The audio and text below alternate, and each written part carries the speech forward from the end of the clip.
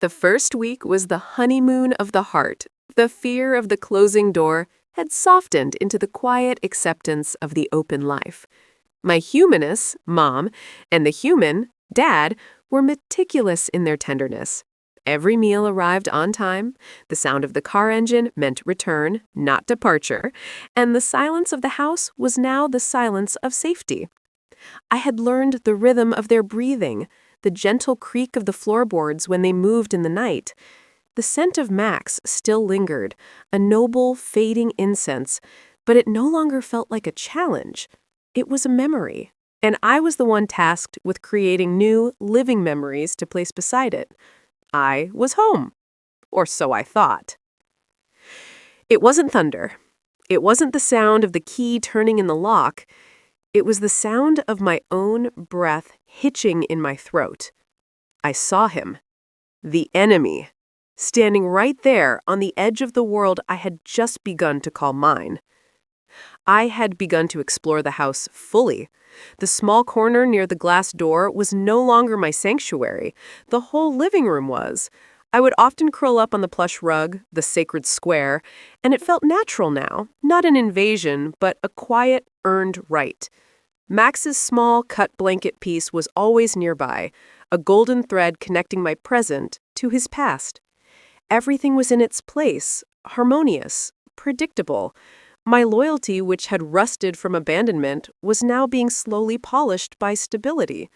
One afternoon, the sun hit the large sliding glass door leading to the garden at a particular angle. The glass ceased to be transparent. It became a mirror. And that's when I saw him. He was a golden retriever, large, perhaps slightly larger than me. His gaze was intense, locked directly on my position. His posture was rigid, predatory, a silent challenge that instantly turned the warm silence of the house into the cold, sharp reality of the shelter. Territory, that primal life-or-death concept slammed into my awareness. My legs, which had been relaxed beneath me, snapped to attention. My tail, that golden flag of happiness, stiffened and tucked. I felt the familiar, ugly spike of adrenaline that tasted exactly like the disinfectant in Kennel 7. This dog was not a ghost. He was real, and he was here to take what little I had finally claimed. I let out a low, guttural growl, a sound I hadn't made since my first day at the shelter, a sound of pure, desperate defense. He mirrored it instantly, his lips curled back in a snarl, his body lowered, ready to charge. The beautiful, calm room had dissolved into a boxing wing. The memory of abandonment, that deep-seated fear that everything good is temporary and must be defended violently, took over. I was ready to fight. I was ready to defend my humans, my food, Max's legacy, and the fragile piece I had spent a week stitching together. The irony, the cruel twist, was that this perceived intruder wore a coat of gold just like mine. But there was a darkness in his eyes, a familiar, desperate hunger that I recognized instantly. It was the face of every dog left behind, the spirit of scarcity, the embodiment of the lesson that nothing is freely given. He was the enemy. But more profoundly, he was the physical manifestation of the most dangerous adversary I would ever face. The fight had begun, and the rules were simple. Only one of us could claim this home. I braced myself, preparing to unleash all the suppressed fear and aggression of my past life onto this sudden, unwelcome rival. My heart didn't beat. It hammered out a rhythm of war. My humans were in the kitchen, organizing the strange rectangular boxes that hold human food. They were oblivious to the silent war raging in the living room. I couldn't bark and alert them because the enemy was too close, too ready to strike. A bark would be a challenge, an escalation I was trying to time perfectly. I relied on the ancient language of canine threat. The low rumbling in the chest, the raised hackles, the unblinking, hard stare. The enemy held his ground perfectly. He matched my intensity with a terrifying precision. Every slight shift in my weight, Every micro-adjustment of my ears was mirrored flawlessly on the other side of the invisible barrier. I was baffled. Was he completely fearless? Most stray dogs, even the toughest ones, carried some trace of hesitation, some flicker of a desire to flee. But this one seemed committed to annihilation. He was pure, focused rage. I took a slow, calculated step forward, my body low, testing the boundaries. The air between us felt thick, charged with unspoken violence. My ears strained, listening for the soft padding of his paws on the floor, but there was only silence. He moved when I moved, maintaining the exact same distance. He was a silent, perfect predator. The terror I felt was not just about losing the house, it was deeper. It was the fear that my humans, who had shown me such delicate love, would see this aggressive dog, this reflection of my past trauma, and decide that they had made a mistake, that the dog they adopted was broken, incapable of the soft domestic peace Max had embodied. The animal was forcing me to display the parts of myself I was most ashamed of, the raw survival instinct bred in the cold isolation of abandonment. He wasn't just threatening my home, he was threatening my carefully constructed identity. My golden heart, which had been warming, felt the cold rust spreading again. I thought of the night I cried to the moon, accepting that no one would come. I thought of the promise I made to myself, that if I ever found a home, I would defend it with every fiber of my being. This was the moment of truth. My loyalty demanded a fight. Suddenly, I saw the dad move in the kitchen. He opened the refrigerator, the tall silver box of endless cold air and good smells. He was doing something utterly mundane, completely unaware that I was standing on the precipice of my worst relapse. I had to protect him. I had to end this before he saw the battle and made his judgment. With a final, desperate surge, I dropped my pretense of stealth. I lunged at the glass door, letting out a sharp, frenzied bark, a full declaration of war. The sound echoed painfully in the quiet house. I crashed against the glass, my teeth snapping, my eyes wild. I expected the enemy to recoil, or at least to counterattack with equal ferocity. But nothing happened. The enemy did not move. He was there, frozen, his snarl perfectly suspended. And then slowly, as the vibrations of my bark subsided, I saw a terrible, heartbreaking truth in his eyes. Not rage, not predation, but confusion. My momentum carried me past the glass door, forcing me to glance into the kitchen. The humans had stopped. The dad was looking not at the door, but at me. The mom rushed over, her face creased with concern, but no judgment. My violent act of defense had failed to scare off the enemy, but it had certainly startled my only allies. I stood panting, exhausted by the emotional expenditure of the last few minutes, wondering if I had just lost everything. The enemy remained still, a perfect, silent mirror of my distress. The humans reacted, not with anger or rejection, but with an immediate, targeted calm. They didn't rush to the door. They didn't scold the sudden, frantic outburst. They focused entirely on me. Mom knelt down slowly, her movements deliberate and non-threatening. She spoke in that low, soothing voice she uses when she reads, the one that makes the world feel predictable and small. "Goldie, what is it? What do you see?" I whined, desperately trying to convey the threat, the immediacy of the danger standing only inches away. I pointed my nose toward the glass, but the enemy was still there, perfectly still, radiating silent menace. I looked back at Mom, imploring her to see him, to recognize the danger, to join the fight for our territory. But her eyes were fixed on me, trying to decipher the chaos that had erupted from the quiet dog they thought they knew. Dad moved differently. He didn't approach the door from the front, but walked parallel to the glass, remaining slightly behind me. He wasn't looking at the enemy. He was looking at the surface where the enemy stood. I watched him, confused. Why wasn't he taking a defensive stance? Why was he so casual in the presence of this threat?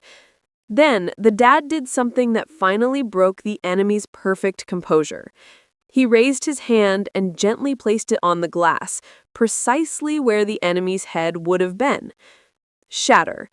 Not the sound of glass breaking, but the complete psychological shattering of the illusion. The enemy's image instantly dissolved, the smooth plane of glass rippling and scattering the perfect snarl. When the dad removed his hand, the image reformed, but it reformed with his hand in it. The enemy was not just mirroring me, he was mirroring the human.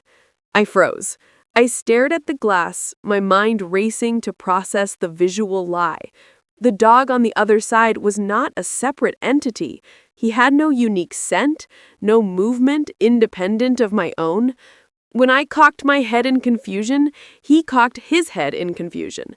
When my ears flicked forward in slow realization, his ears flicked forward in the same beat. The perfect, menacing predator was merely a reflection. It wasn't a rival dog. It was me. The horror was immediate and overwhelming. The violent, desperate dog ready to fight for a few feet of carpet, that was the ghost of Kennel 7. That was the old Goldie, the one defined by scarcity and fear, clawing her way out of the shadows. The enemy wasn't outside. The enemy was the trauma trapped inside my own coat, still dictating my reactions, still screaming that love was conditional and that home must be won through aggression. I lowered my head, defeated not by a fight, but by an understanding. I had spent a week finding peace in this house, but I hadn't made peace with myself. The mirror had held up my greatest fear, that I was still the frantic, unwanted creature they had pulled from the concrete floor. My reaction proved to me that my heart still believed abandonment was just one wrong move away. Mom, sensing the shift from aggression to absolute submission, crawled closer. She didn't touch me yet. She just held the space, letting the awful truth settle.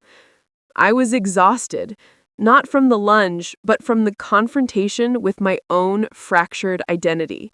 I was staring into the glass, not at a stranger, but at the face of my own deepest wound. The silence that followed was heavy with my shame. I moved away from the glass, dragging my body into the middle of the room, far from the horrifying truth of my reflection. I tucked my tail tighter than it had been since the shelter door first closed, a clear sign of my complete self-condemnation. I waited for the inevitable, the sudden change in their posture, the look of disappointment, the harsh words that would confirm their regret in choosing me over the memory of Max. But the reaction never came. Mom and Dad exchanged a look, a subtle human communication too complex for my understanding, but completely devoid of judgment. It was a look of shared history and quiet understanding. Mom reached out not to punish, but to trace the outline of my ear with her thumb. The touch was feather light, a delicate confirmation of my physical presence, grounding me in the reality that I was here, now, and safe. "That's a brave dog," Mom whispered, her voice surprisingly steady. "That was the part of you that keeps us safe. But Goldie, you don't have to fight anymore. That fight is over." I didn't understand the words, but I understood the tone. Acceptance. They had witnessed my raw, primal fear, the ugly consequence of my abandonment, and they had responded with unwavering calm. They weren't just adopting the sunshine dog, they were adopting the darkness that came with her too. Dad then performed the next crucial ritual. He walked over to the tall cabinet where he kept the tennis balls. He didn't pick up the old, worn one, the one that represented Max's joyful past. He pulled out a brand new ball, bright yellow and smelling of fresh rubber. He brought it over and placed it deliberately on the exact center of the sacred rug, Max's territory. This was a symbolic act of incredible magnitude. It was an invitation to the future, placed directly on the foundation of the past. It said, "Max's joy is the history, but your joy, Goldie, is the tradition." I looked at the ball. The temptation to guard it, to hoard it, was strong, but the deeper urge was to accept the invitation to be the happy dog. Yet the image of the snarling Golden in the glass was too fresh. Mom must have seen my hesitation. She knew the issue wasn't the ball, it was the reflection. She slowly rose and walked back to the kitchen, retrieving something I had almost forgotten, my small, dirty piece of shelter blanket. She placed it right next to the new, bright tennis ball on the center of the rug. "Your past belongs here too, Goldie," she murmured, scratching my chest lightly. "It can be next to your future." That was the key. My trauma didn't have to be erased, it just had to be contained and acknowledged. I walked towards the center of the room. I nudged the tennis ball with my nose, but settled down immediately, placing my chin directly on my old, threadbare shelter blanket. I was physically connecting my fear to my safety, confirming the truth that they both existed in the same moment, in the same home. The image in the glass, now softened by the changing angle of the sun, still showed a golden retriever, but the snarl was replaced by a quiet vigilance. I wasn't just defending a territory, I was defending the feeling of being loved, and my humans knew it. If you understand that coming home means confronting the darkest parts of your past, and if Goldie's journey to self-acceptance speaks to you, please take a moment to like this video. Your support is the calm hand that helps Goldie face her reflection. Also, tell me in the comments, what is the deepest, hardest truth you had to accept about yourself to finally find peace? I stayed there, on the plush rug, my chin resting on my tiny, familiar blanket. The new, bright yellow ball lay untouched, an emblem of the future I was finally brave enough to consider. I watched the humans settle back into their evening rhythm, the dad reading quietly in his armchair, the mom scrolling through her phone, occasionally casting soft glances my way. They weren't ignoring the outburst, they were honoring my process. They understood that the aftermath of trauma requires not quick fixes, but patient, non-judgmental stability. The fear, I noticed, was exhausting. Not just for me, but for them too. They expended energy simply being calm, simply being present, fighting the natural human impulse to demand immediate results or to fix what is fundamentally a spiritual wound. I recognized this effort. It was a new kind of loyalty, the loyalty of stillness. As the day waned, the light outside the sliding glass door faded. The glass transformed again. It stopped being a mirror that tormented me with my past and started becoming a window that showed me the promise of the future. The darkness outside, which used to terrify me in Kennel 7, was now held back by the warm, golden light of our living room. I could see the tall, dark oak tree in the yard where Max's old bed rested, and I realized that the house was a beacon, a fortress built of loyalty. I began to study their grieving process, a quiet observer of human sorrow. I watched the mom sometimes pause her reading, her eyes glazing over, staring at a space on the wall where Max's leash must have once hung. I smelled the sudden, brief surge of sadness, sharp and metallic, before she would quickly shake her head and return to the predictable rhythm of the page. The dad was even more subtle. His grief manifested not in tears, but in a deep, heavy sigh, the same heavy sigh I had heard the midnight visitor, Max's memory, let out outside the shelter fence. I understood that their love for Max hadn't died. It had simply changed shape, shifting from an active, playful energy into a quiet, protective melancholy that defined the contours of their lives. And that was the final piece of my puzzle. My initial fear that I was replacing Max was foolish. I wasn't replacing a memory. I was replacing the silence. Max had filled their lives with laughter and activity. Now, his absence was a gaping hole.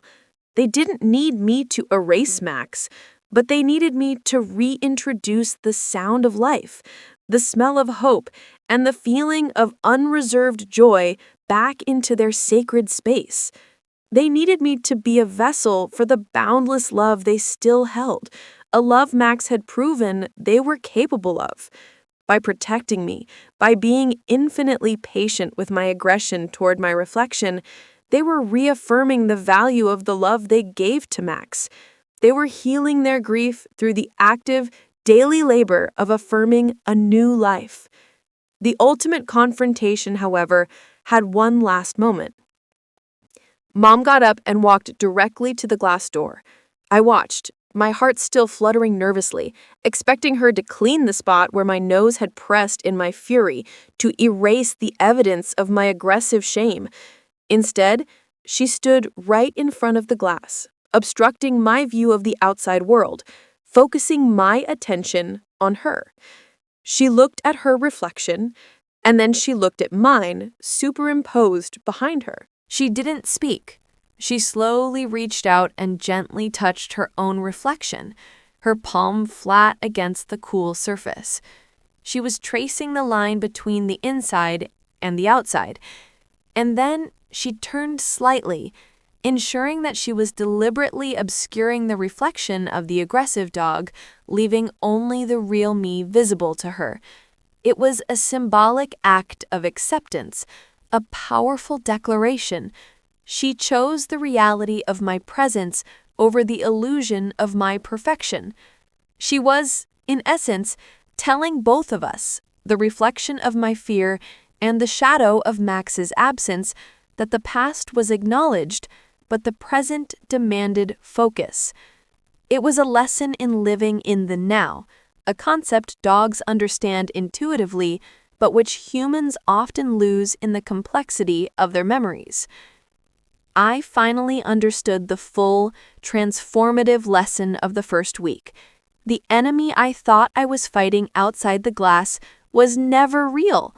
The golden shadow was simply the reflection of my own fear that I wasn't worthy of this home, that I had to fight tooth and nail to keep it.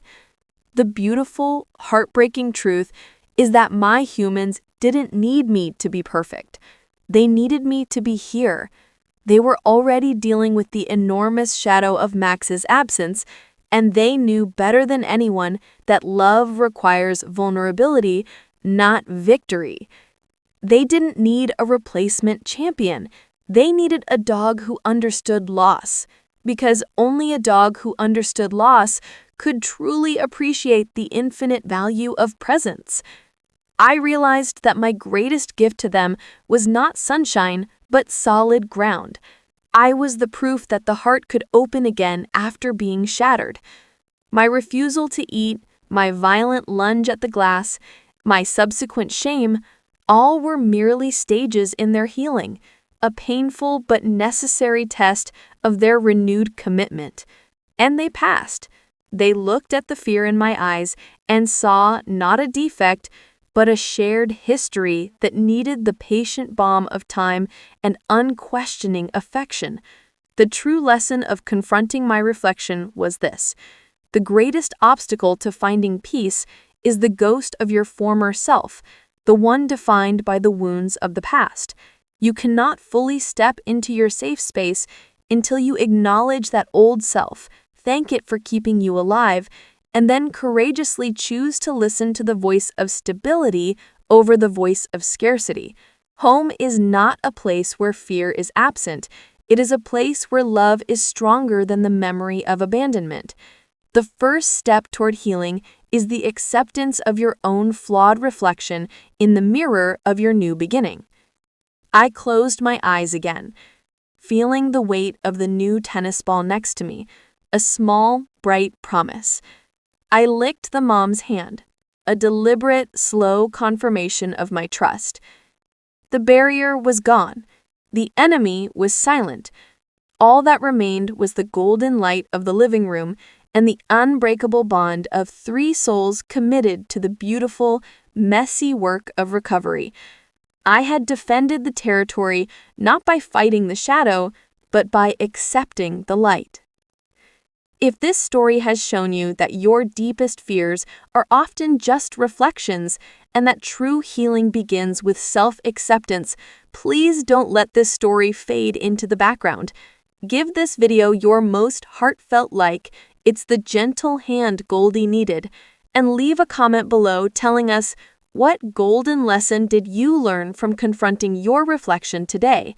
And most importantly, subscribe to Tales of a Golden Heart right now and ring that notification bell, because the next chapters in Goldie's life timeline are turning this fragile piece into unbreakable lifelong loyalty.